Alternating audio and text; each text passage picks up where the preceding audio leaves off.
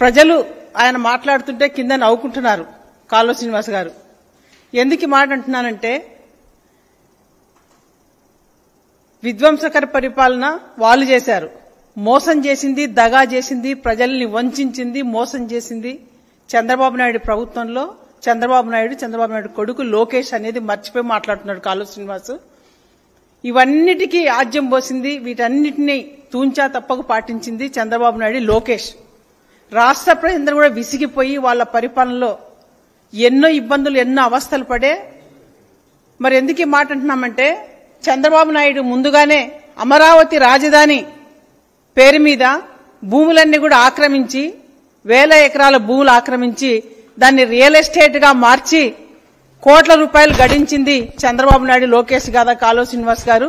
మీరు కూడా ఆ రోజు ఎమ్మెల్యేగా ఉన్నారు. మరి ఇదంతా చూస్తూ చోద్యం చూసారా కాలువ శ్రీనివాస్ గారు? మీరు చంద్రబాబు నాయుడు ఇంత మోసం చేస్తుంటే ప్రజల్ని. మరి కృష్ణా జలాలు రాలేదు మా అనంతపురం జిల్లాకి అని మాట్లాడుతున్నాడు కాలువ శ్రీనివాస్ గారు. సిగ్గుండాలి కొంచెమైనా అలా మాట్లాడడానికి కాలువ శ్రీనివాస్ గారికి. మీ నాయకుడు చంద్రబాబు నాయుడు ఆ రోజు ముఖ్యమంత్రిగా ఉండి జాతీయ ప్రాజెక్టు పోలవరం ప్రాజెక్టు కేంద్ర ప్రభుత్వం నిర్మిస్తానంటే చంద్రబాబు నాయుడు అడ్డుకొని తనే నిర్మిస్తానని చెప్పి కేంద్రం నుంచి ప్యాకేజీలు తీసుకొని దాన్ని ఏటీఎంగా వాడుకొని కోట్ల రూపాయలు తినింది చంద్రబాబు నాయుడు కాదా ఆ రోజు? స్వయాన దీన్ని ఏటీఎంగా వాడుకొని తింటున్నాడు చంద్రబాబు నాయుడు అని చెప్పి నరేంద్ర మోడీ గారే ఆ రోజు చెప్పడం జరిగింది. ఈ రోజు ఎట్లా మిత్రపక్షంలో ఉన్నారు మీరు? మరి ఒకసారి మరి నరేంద్ర మోడీ గారిని అడగమని కూడా నేను కాలువ శ్రీనివాస్ గారు చెప్తున్నాను. మరి ఆయన మాట్లాడుతున్నారు, నిన్న ప్రజలు సంతోషంగా లేరు, ఆనందంగా లేరు జగన్మోహన్ రెడ్డి గారి పరిపాలనలోన. మా ముఖ్యమంత్రిగా ఉన్న చంద్రబాబు నాయుడు దేవుడు అని. నిజంగంటే చంద్రబాబు నాయుడు చేసినటువంటి మోసాలు, దగా, కుట్రలు, ప్రజల్ని ఎన్ని రకాలుగా వంచాడు, ఎన్ని రకాలుగా మోసం చేశాడు ఈ రాష్ట్రంలో. ఎస్సీలని, బీసీలన్నీ మోసం చేశాడు, వాళ్ళని అవమానపరిచాడు. మరి ఏ రోజైనా చంద్రబాబు నాయుడు పరిపాలనలో విద్యా విధానంలో విద్యార్థులకు ఏమైనా మంచి చేశాడా అని అడుగుతున్నాను నేను. మోసం చేశాడు, దగా చేశాడు మాట్లాడుతున్నాడే కాలువ శ్రీనివాస్.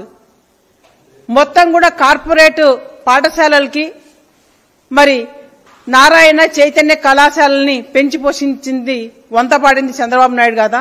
మరి ఈరోజు జగనన్న ప్రభుత్వంలో పేద మధ్యతరగతి కుటుంబాలన్నీ కూడా పెద్ద చదువులు చదువుకోవడానికి ఈరోజు పాఠశాలల రూపురేఖలు మార్చి మరి నాడు నేడు, అమ్మఒడి, వసతి దీవెన, విద్యా దీవెన, ఇంగ్లీష్ మీడియం, పేద విద్యార్థులు ఇంగ్లీష్ మీడియం చదువుకొని విదేశాల్లో ఉద్యోగాలు చేయాలని చెప్పి వాళ్ళ భవిష్యత్తుకు బాటలు వేస్తుంటే చూసి ఓర్చుకోలేని చంద్రబాబు నాయుడు కోర్టుకు పోయి అడ్డుపడి ఇంగ్లీష్ మీడియం ఆపింది మీ నాయకుడు చంద్రబాబు నాయుడు కదా అని అడుగుతుంది కాలువ శ్రీనివాస్ని.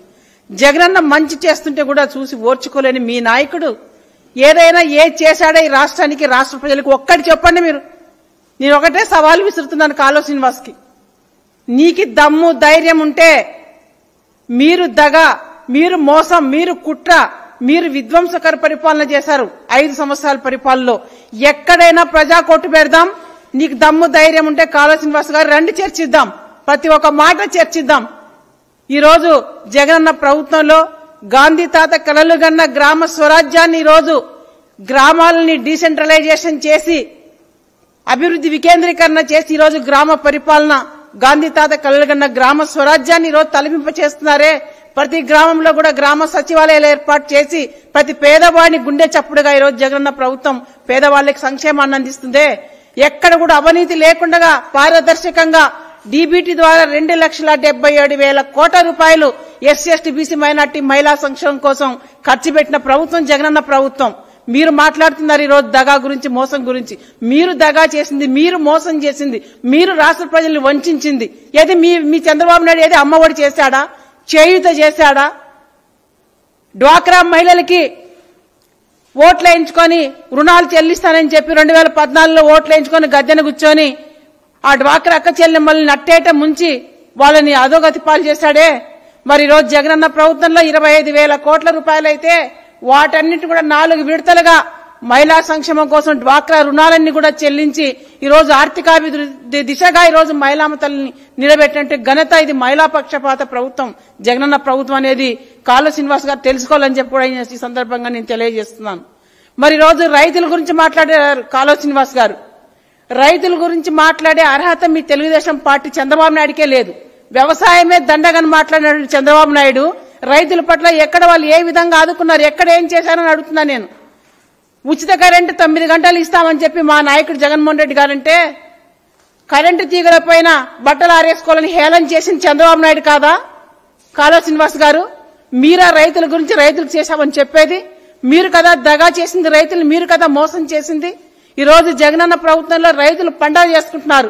ప్రతి గ్రామంలో రైతు భరోసా కేంద్రాలు, దేశానికే రోజు ఆదర్శం ఆంధ్రప్రదేశ్ లో రైతు భరోసా కేంద్రాలు. ప్రతి రైతుకి విత్తనాలు, ఎరువులు అందిస్తూ పండించిన పంట గిట్టుబాటు ధరలు కల్పిస్తున్నటువంటి ప్రభుత్వం, ఏకైక ప్రభుత్వం దేశంలో మన ఆంధ్రప్రదేశ్ జగనన్న ప్రభుత్వం అనేది కూడా కాలువ శ్రీనివాస్ గారు తెలుసుకోవాలని చెప్పి ఈ సందర్భంగా తెలియజేస్తున్నాను. ఈ రోజు హెల్త్ క్లినిక్లు అంటే ప్రతి గ్రామంలో అభివృద్ధి ఎక్కడ ఉందని అడుగుతున్నారు. అభివృద్ధి అంటే ఏంది? 2 రోడ్లు వేయటము అభివృద్ధి అని అడుగుతున్నాను నేను. ఈ రోజు ప్రతి గ్రామంలో రైతు భరోసా కేంద్రాలు, పేద ప్రజలకి వైద్యాన్ని అందించడానికి ఈరోజు హెల్త్ క్లినిక్లు, మరి ఫ్యామిలీ డాక్టర్స్, మరి విద్యా విధానంలో స్కూళ్లు బాగు చేయటం నాడు నేడులో, మరి ప్రభుత్వ వైద్య హాస్పిటల్స్ కూడా నాడు నేడులో రూపుదిద్దడం, ప్రజలకి అందుబాటులోకి వైద్య విధానాన్ని కూడా తీసుకొచ్చినటువంటి ప్రభుత్వం జగనన్న ప్రభుత్వం. ఈరోజు ప్రతి గ్రామంలో కూడా అభివృద్ధి జరుగుతుంది. మరి ఈరోజు నెల్లూరు నుంచి శ్రీకాకుళం వరకు హార్బర్స్, పోర్ట్స్ అన్ని కూడా తీసుకొచ్చి ఈరోజు అభివృద్ధికి ఈరోజు వంత పాడుతున్నటువంటి ప్రభుత్వం జగనన్న ప్రభుత్వం. ఇదంతా అభివృద్ధి కాదా? ఈరోజు ప్రతి గ్రామంలో మరి ప్రజలకి అందుబాటులో ఉంటూ ప్రజల పక్షాన్ని నిలబడి ప్రజల కోసం పనిచేస్తున్న ప్రభుత్వం ఇది. నిజమైన ప్రభుత్వం అనే నమ్మకం, భరోసా, ఒక భద్రతని కల్పించినటువంటి ముఖ్యమంత్రి జగన్మోహన్ రెడ్డి గారు. కాబట్టే 75 సంవత్సరాల స్వతంత్ర భారతదేశంలో ఏ నాయకుడు కూడా చేయనటువంటి సంక్షేమ కార్యక్రమాలు ఈరోజు ఆంధ్రప్రదేశ్ అంటే సంక్షేమానికి ఒక కొత్త నిర్వచనాన్ని తెచ్చినటువంటి ముఖ్యమంత్రి జగన్మోహన్ రెడ్డి గారు. ఇవన్నీ మీరు చూసి ఓర్చుకోలేక మీ నాయకుడు చంద్రబాబు నాయుడు ఈరోజు ఒక అసహనానికి గురై ఒక ఫ్రస్ట్రేషన్ తోనే ఈరోజు ఎంత దుర్మార్గంగా మాట్లాడుతున్నాడు. 70 సంవత్సరాల వయసు, 14 సంవత్సరాలు ముఖ్యమంత్రిగా చేసి ఈ రాష్ట్రంలో జగనన్నని చూసి ఓర్చుకోలేక, ఆయనకు వస్తున్నటువంటి ఆదరణ చూసి ఓర్చుకోలేక, ఓడిపోతామని ఓటమి భయంతోన ఈరోజు జగనన్న పైన ఎంత అనుచిత వ్యాఖ్యలు చేస్తూ ఎంత దుర్మార్గంగా మాట్లాడుతున్నారు. మీరు మాట్లాడే మాటలేనా, మీ నోట్లో నుంచి వచ్చే మాటలేనా అని అడుగుతున్నాను చంద్రబాబు నాయుడిని. ఎంత దుర్మార్గం ఇది? మీరు కదా దుర్మార్గంగా మాట్లాడుతుంది, మీరు కదా ఇంకా రాష్ట్ర ప్రజలు మోసం చేయాలని చూస్తున్నది. అలవి గాని హామీలతో మీరు ముందుకు వస్తున్నారే, 2000 ఒక్కటైనా నెరవేర్చారా చంద్రబాబు నాయుడు? మీరు కాదా ఈ రాష్ట్ర ప్రజలను మోసం చేసింది? మరి ఈరోజు పొత్తులతోనా ఎత్తులతోనా ఈరోజు ప్రజల్ని మోసం చేయాలని చెప్పి ఈరోజు మరి మీరు ప్రజల ముందుకి వస్తున్నారే. ప్రజలు మీ యొక్క దుర్మార్గాలు, మీ యొక్క దగాలు, మీ యొక్క కుట్ర రాజకీయాలన్నీ కూడా రాష్ట్ర ప్రజలు చూశారు. అందుకే మీకు 2019లోనే మీకు 23 స్థానాలకే పరిమితం చేసి ఇంట్లో కూర్చోబెట్టి మరి ఈరోజు 2024లో కూడా మీకు ఈ రాష్ట్రంలో ఖచ్చితంగా ప్రజలు తీర్పిస్తున్నారు. జగనన్నకి ఖచ్చితంగా మేము సిద్ధం అని చెప్పి ప్రజలు తండోపతండాలుగా ఈరోజు వేలాది మంది, లక్షలాది మంది తరలి వస్తూ జగనన్నకి ఆశీర్వాదాలు పలుకుతూ భరోసాని కల్పిస్తున్నారు.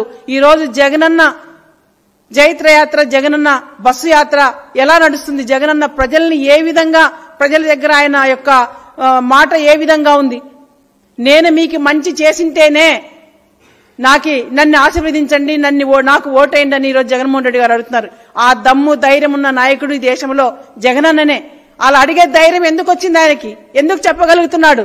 2,77,000 కోట్ల రూపాయలు అవినీతి లేకుండా ప్రజా సంక్షేమం కోసం, వెల్ఫేర్ కోసం, ప్రజల కోసం, పేద బడుగు బలహీన వర్గాల అభివృద్ధి ధ్యేయంగా ఖర్చు పెట్టినటువంటి ముఖ్యమంత్రి జగన్మోహన్ రెడ్డి గారు. కాబట్టే ఆ ధైర్యంతోనే ఈరోజు ప్రజల ముందు ఎంతో సంయమనంతో ఈరోజు ప్రజల ముందు మాట్లాడుతున్నట్టు ముఖ్యమంత్రి జగనన్న మాట తీరుకి, జగనన్న సభలకి, చంద్రబాబు నాయుడు సభలకి ఎలాంటి తేడా ఉందన్నది కూడా రాష్ట్ర ప్రజలందరూ కూడా గుర్తిస్తున్నారు, గమనిస్తున్నారు. ఖచ్చితంగా 2024లో కాలువ శ్రీనివాస్ గారు మీరు ఏదో నోరుందని చెప్పి మీరు చంద్రబాబు నాయుడు మీరు ఇష్టానుసారం మీ రాష్ట్రంలో మాట్లాడితే మీకు ఈ రాష్ట్రంలో ఖచ్చితంగా పుట్టగతులుండవు. 2024లో అన్ని వర్గాల ప్రజలు మీకు ఖచ్చితంగా బుద్ధి చెప్తారు. మీ పార్టీకి ఈ రాష్ట్రంలో మీ పార్టీకి ఉనికి లేదు. ఖచ్చితంగా దాన్ని మీరు గుర్తించాలని చెప్పి కూడా ఈ సందర్భంగా కాలువ శ్రీనివాస్ గారికి హెచ్చరిస్తున్నాను.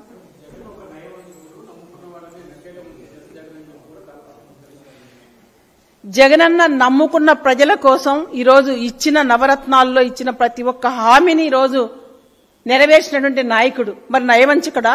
ఎలా అవుతాడు నయవంచకుడు? మీరు చెప్పండి. ముఖ్యమంత్రి ఈ రాష్ట్ర ప్రజలందరూ కూడా ఈరోజు జగనన్న మాకొక భరోసా, ఒక నమ్మకం, మా దేవుడు అని ప్రజలే అంటున్నారు. ఈరోజు ఏదో నాయకులు, మేము వైఎస్ఆర్ పార్టీ నాయకులం కాదు అంటున్నది స్వయాన ప్రజలు. వాళ్ళు సిద్ధం సభలు చూడమని చెప్తున్నాను నేను. కాలువ శ్రీనివాస్ని, చంద్రబాబు నాయుడిని సిద్ధం సభలు చూస్తే, మేమంతా సిద్ధం సభలు చూస్తే వాళ్ళకి తెలుస్తుంది ప్రజలు ఏం మాట్లాడుతున్నారని. చంద్రబాబు నాయుడు నిజంగా వాళ్ళు నయవంచకులు. ఈరోజు జగనన్న యొక్క ప్రజల్లో వస్తున్న రెస్పాన్స్ నుంచి ఓర్చుకోలేక కదా మీరు ఈరోజు రాళ్ల దాడి చేయిస్తుంది జగనన్న పైన. ఈరోజు నిజంగా జగనన్నకి ఎక్కడైనా ఇక్కడ సైడ్ గాని కళ్ళకి గాని ఆ గులకరాయి తగిలింటే ఆయన పరిస్థితి ఏంది? ఈ రాష్ట్రంలో మీరు ఎంత దుర్మార్గమైన రాజకీయాలు చేస్తున్నారు ఈ రాష్ట్రంలో ఒక ముఖ్యమంత్రి పైన. నయవంచకులు మీరు. ఈరోజు జగనన్న నమ్మినటువంటి ప్రజలకి ఒక విశ్వాసంతో, ఒక నమ్మకంతో, ఒక బిడ్డగా, ఒక కొడుకుగా, ఒక మేనమామగా రాష్ట్ర ప్రజలకి భద్రతని, భరోసాని కల్పించినటువంటి నాయకుడు జగన్మోహన్ రెడ్డి గారు. ఇదేదో మన రాష్ట్రమే కాదు, ఈరోజు పక్క రాష్ట్రాల్లో కూడా జగనన్న ప్రభుత్వం గురించి, జగనన్న వెల్ఫేర్ స్కీమ్స్ గురించి ఈరోజు మా ప్రభుత్వం మేము కూడా ఇలా చేయాలి ప్రజలకు అనుకుంటున్నారు. ఎలా నయవంచన అవుతుందని నేను అడుగుతున్నా.